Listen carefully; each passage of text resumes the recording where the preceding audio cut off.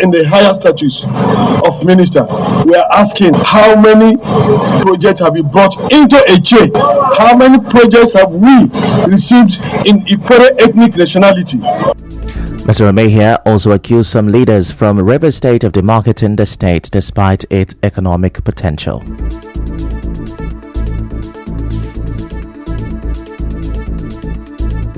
Besides the federal government at the center, Rivers State is the next highest state to be respected. The simple reason is that the economic lifeline of Nigeria is in the hands of Rivers State. Not just the oil, but the other economic and agricultural produce are also from Rivers State. But the problem is, many Rivers children who are outside Rivers State try to bring Rivers State down. If you demarcate your own state, no person will respect your state. Earlier, Rivers State Governor Siminalayi Fubara advised the people not to be used by saboteurs to frustrate the project.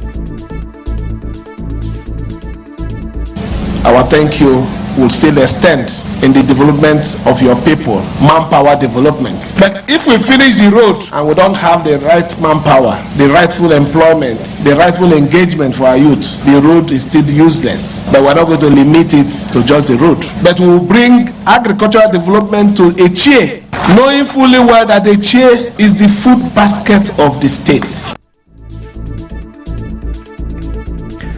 Our correspondent reports that the governor announced the extension of the construction of the 12.3 kilometers road to 20.3 kilometers. Now, in the meantime, the Onyishi Eche in Council, Ochie Emmanuel Oporom, has commended Governor Fubara for the historic flag-off of the reconstruction of Igwe-Afaramba Road and approving the request by Eche people to extend the road project to Umuatoro and Ndashi community, leading to the boundary with Imo State. Addressing newsmen at his palace in Ndashi, Ochie Oporom described the governor's move as a clear manifestation of his love for Eche people and strong will to develop River State. He applauded Governor Fubara for breaking record as the first River State governor to have visited Eche land on a 2-day working visit. Now, the monarch thanked the people of Eche ethnic nationality for turning out to receive the governor during the road flag-off in Afara community. Meanwhile, the newly completed 5-kilometer Okania-Obogoro road will be commissioned this morning. The commissioning will take place at the Okania-Obogoro junction in Obiakpo local government area at 11 a.m. Governor Fubara has invited the Taraba State Governor Abu Kefas to commission the road. Earlier on Wednesday, Governor Fubara, while declaring open the 156th meeting of the Joint Tax Board of Nigeria in Port Harcourt, said his decision to broaden the tax net led to an increase in the state's internally generated revenue. Now, the governor said tax is not meant to inflict hardship on citizens, but to make them better. To broaden our tax base without increasing the rates, which has enabled us to generate more internal revenue. We are aware of the Trans-Kalawari Road, Elele, Ebeda, Omok, Dual Carriage Road, the zonal hospitals that we are building in Degema, Buri, Ahoda, and Omok, the most recent general hospital and psychiatric hospital that we're also building in Rumigbo. These are some of the numerous projects that are fully, please underline the word, fully funded by our internally generated revenue. Governor Fubara also said increased tax is the only way to solve the problem associated with dwindling oil resources caused by illegal oil activities. I urge you to come up with policy measures that will encourage the super rich to pay fair taxes, voluntarily, while channeling their excess resources into productive economic building and investment. Bearing in mind that our present situation requires only increase in our resources. We have the present challenges of oil vandalization, which is affecting the production level, thereby reducing the amount of money that this nation generates. Our situation requires increased revenue as of today.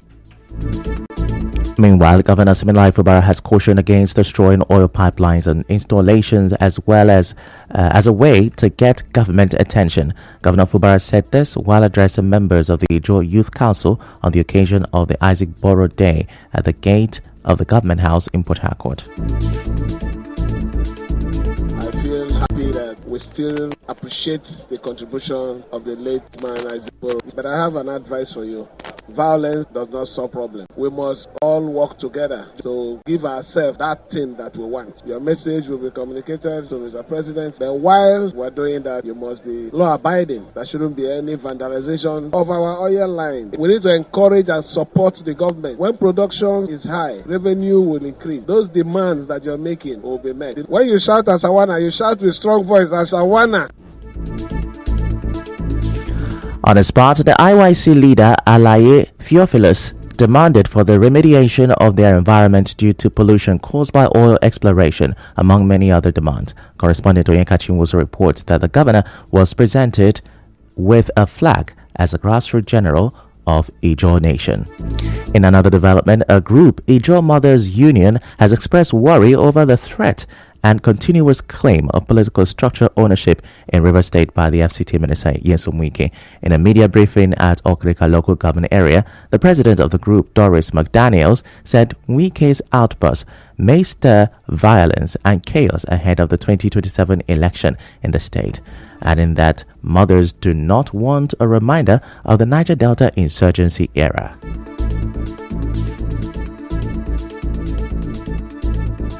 The year 2003-2009 was a very traumatic era for Ijaw mothers. It's now worrisome hearing the strong warnings and threats from the FCT minister, Barrister Nyesom Wike, regards to his political structure and his insistence that he should not be tampered with. The thought of the minister potentially dragging the state back to turmoil that once engulfed our oil production and affected the global oil market speaks volumes about the rapacious leaders we as a people have celebrated. Having experienced first-hand crisis of structural control during the Niger Delta insurgency, we do not want another round of bloodshed. Now, while appealing to President Bola Tinubu to keep the FCT minister busy in Abuja, the group urged Governor Fubara to create more opportunities for youth.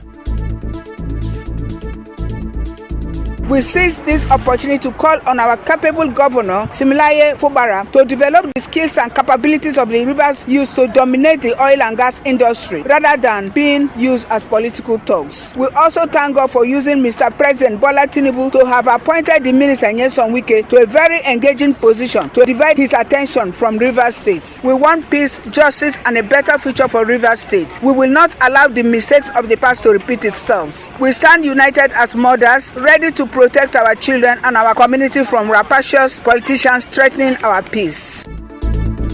Still to come, national grid collapses again. Stay with us.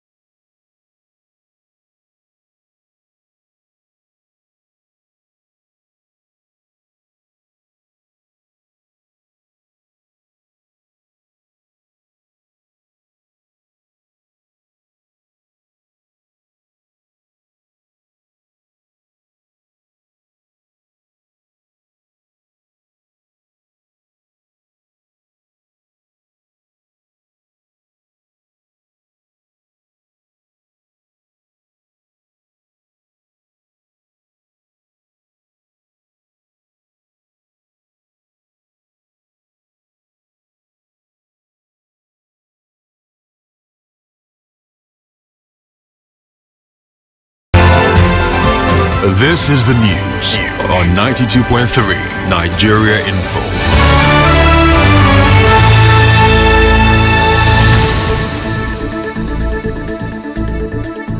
You're welcome back. Now, the Rivers State chairman of Nigerian Institution of Surveyors, Barede Lebara, says with effect from January 2025, survey plans in Rivers State will be issued on customized papers with security features. Speaking at the 2024 annual workshop of the Association of Private Practicing Surveyors of Nigeria, APPSN, Mr. Lebara said the aim of the initiative is to curb quackery and unethical practices.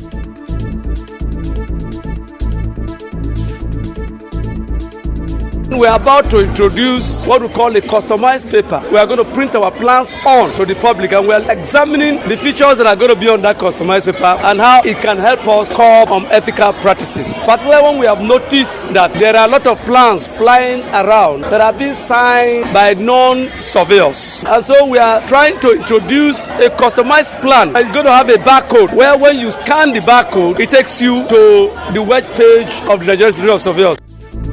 On the spot, state chairman of the association, Andy Wikinane, urged the public to join the fight against the production of fake survey plans by reporting malpractices. Mr. Wikinane, however, said genuine survey plans earlier issued on normal paper are still valid. Unethical practices are practices that are against professional practice, such as somebody backdating survey plans, making false accusation of a fellow surveyor, or doing what is not correct in the practice of surveying. But to curb this practice, we want to introduce what we call customized papers. Recently, we have seen people producing fake survey plans. But when we do customized papers, it's only to be given to surveyors, not just anybody on the road. So when you see a plan that is not customized, you should be able to enlighten us or tell us so that we will take actions against such plans. People should watch out. We are going to educate the public too on the use of customized papers. Some surveyors who participated at the workshop also spoke. Well, the lecture has been such an eye-opener. A lot of ways that surveyors practice have been brought to light, advising everyone to begin to practice ethically and desist from things that bring down the profession. For a practicing surveyor to produce a reliable geomatic information for the use of the society, it is very dangerous to practice unethically, because the product we produce, once there is any defection in whatever we produce, is dangerous. You don't know where your plan will get to. A professional is not supposed to ask you, do you want your survey registered or not? Any survey that is carried out is supposed to be registered, and it's not site plan. So with this new paper, there are some security things you should look out for on the paper, because when you scan, you will see the name of the surveyor that carried out the survey for you. Our correspondent reports that the theme of this year's workshop is unethical practice and the advent of customized paper, a way forward. Away from that, the chairman of Ikwere local government area, Israel Abose, says his administration will provide new uniforms for pupils of State School Ipo and State School 1 and 2 Omademe. Mr. Abose said this during an empowerment program organized by the councillor representing Omademe, Ipo Ward 10 in Ikwere Legislative Assembly, Simeon Ebuniye Azubike. The council boss also announced the provision of additional 10 canopies for the women of Omademe and Ipo communities.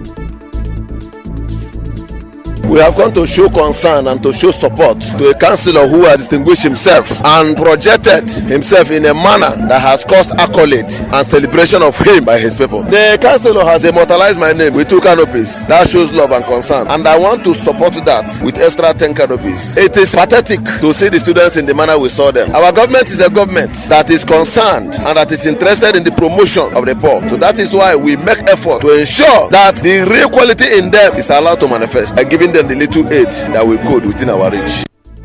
Earlier, Mr. Ebuni Azubike, popularly known as Azukubana, also donated 185 notebooks to the pupils of State School Ipo and State School 1 and 2 Omademe. The councillor said the provision of 182 wrappers and 2 canopies for the women of Ward 10 was a fulfillment of his campaign promises.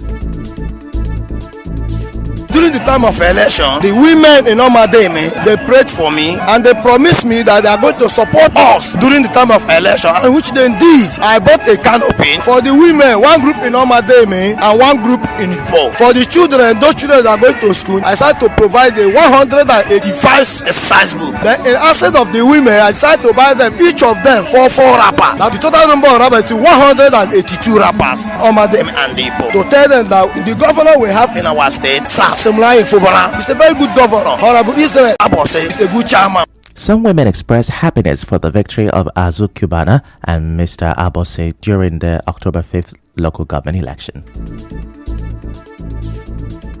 Since we begin get councillor, na good councillor wey we don't get. He don't give us canopy, give us wrapper, give us book, give us biro for our children for school. So our councillor na the best councillor wey we don't see where they try. And even the chairman, may God bless them. This God will give them this sense where they use do this thing for us. May God give them more sense where they go use do more for us. We not say with them, what time will come back in peace. Women today we dey very very happy. This is the first time where we dey see something like this for our community here. We dey get councillor see so, but none of them wey dey do wetin Azu Cubana don do. Him just dey start, and we believe say by the special grace of God, him go do more. About the sweet well because God have make our son to remember us. I'm so happy for what our councillor have done today. May God Almighty bless him.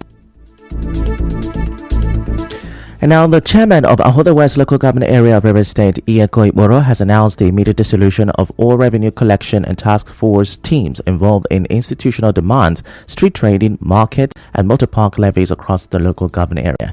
In a statement signed by the Chief Press Secretary, Joe Esedi, the Ahoda West local government area chairman directed all previously appointed teams to immediately cease operations. The Ahoda Council chairman warned that any individual or group found engaging in unauthorized revenue collection will be dealt with in accordance with the law. The chairman also assured the good people of Ahoda West that new and transparent measures will soon be introduced to enhance revenue generation without undue harassment or inconvenience to the public. And now some civil society groups in River State have commended the Vice Chancellor of River State University Nlerum Okobule, describing his leadership as exceptional. A statement by the Chairman of Defense for Human Rights and Democracy, Christopher Clifford, and Chairman of the National Rescue Mission River State Chapter, Dapa Sisi Oyibo, praised Professor Okobule for ensuring uninterrupted academic sessions, timely graduations, and a notable improvement in student discipline, which they said led to a reduction in cult activities and crime on campus. The civil society groups also commended the university for fostering a safe, secure, and productive learning environment, which garnered high praise from stakeholders. Additionally, they recognized the milestone achievement of the university graduating nursing students for the first time under his leadership. The groups passed a vote of confidence in Professor Okobule's leadership and expressed optimism about his future endeavors. They also called for the appointment of a successor with similar professionalism to continue his legacy after his tenure ends next year. In other news, the Nigeria Liquefied Natural Gas NLNG, in collaboration with the Ubeta Community Development Foundation in Ahoda West local government area of River State, has commissioned 2-bedroom bungalow to serve as the school's principal's quarters and fencing of a police with and the fencing of a police place with a state-of-the-art security post. Now, the General Manager, External Relations and Sustainable Development NLNG, Sophia Hosford, said the commissioning is part of the company's resolve to ensure their host communities have value for the dividends accrued to them. Dr. Hosford, who was represented by Charles Epele during the commissioning of the GMOU project, added that the delivered projects are a testament that NLNG is working with the host communities to ensure they benefit from their God-given endowment. At NLNG, our commitment to creating value for our host communities is unwavering. Through the GMOU framework, we prioritize collaboration, inclusivity, and transparency, ensuring that development initiatives address the most pressing needs of the community while promoting ownership and sustainability. The teachers and principals' quarters address a key area of interest by providing comfortable and proximate accommodations for educators. We aim to enhance the quality of teaching and learning in our schools. Earlier, the Commissioner Chieftaincy and Community Affairs, River State, Charles Amadi, represented by Chukwuma Obodope, Director, Ministry of Chieftaincy and Community Affairs, and representative of the Commissioner of Education, Dr. Pius Sibeate, commended the NLNG for granting the host communities to initiate project that touches their people. The projects you have taken, they are life-touching projects, and we are happy to commission them today. NLNG, we want to thank you for taking your time to groom your NGOs. Almost every month we are commissioning projects in River State. There is no abandoned project. BLT, this one, I know the big NLNG because now your money now you the handle. Any other time you are doing your community engagement concerning the projects that you want to embark on, make sure you enter into the one that will touch women very well. LNG, you have tried, but like Oliver Twist, that more need to be done. I want to call on you that please, you should help this school and provide a state-of-the-art ICT center where students can hone their digital skills. Correspondent Obiorua reports that during the commissioning ceremony, the chairman, Board of Trustees, Ubeta Community Development Foundation, Andrew Ebelu, said the Ubeta community and NLNG has continued in the commitment in educating his people, which is being achieved through provision of infrastructural equipment to the library in government secondary school in the area with books and education materials. In other news, the national grid collapsed again on Wednesday. A tweet via the official handle of Nigeria's national grid confirmed that the grid collapsed at about 2:09 p.m. on Wednesday.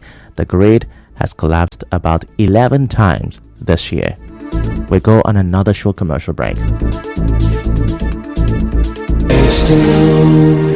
My hope is found.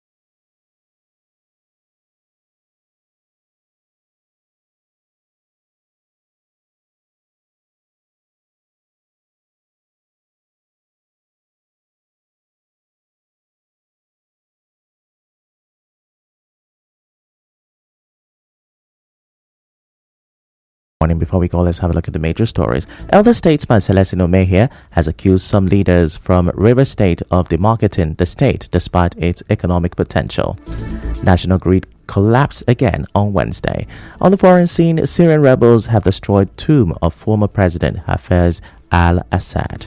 The news was edited by Chioma Ezewafo. To reach the news team, send an SMS or WhatsApp to 0808-721-7215. I'm Ifechukwu Moyele. Many thanks for listening.